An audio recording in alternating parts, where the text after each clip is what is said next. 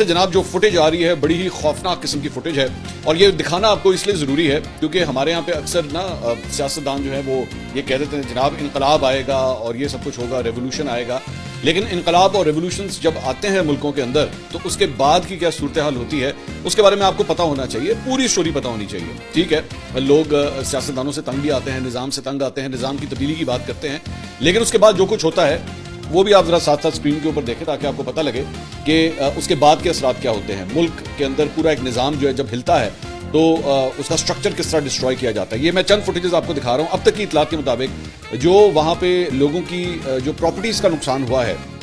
ایک محتاط اندازے کے مطابق تقریباً $5 ارب کے نقصانات ہو چکے ہیں اب تک. اب اس کے اندر جو پراپرٹیز کا نقصان ہوا ہے، چند تو فوٹیجز ہم نے آپ کو پچھلے 1-2 دن میں دکھائی تھی کہ وہاں پہ ہوٹلز کو اب کم سے کم 2 انٹرنیشنل ہوٹلز کی چینز جو ہیں ان کو تباہ کر دیا گیا، آگ لگا دی گئی لٹرلی ان کو، مطلب 5 اسٹار ہوٹلز جو ہیں ان کو اڑا دیا گیا.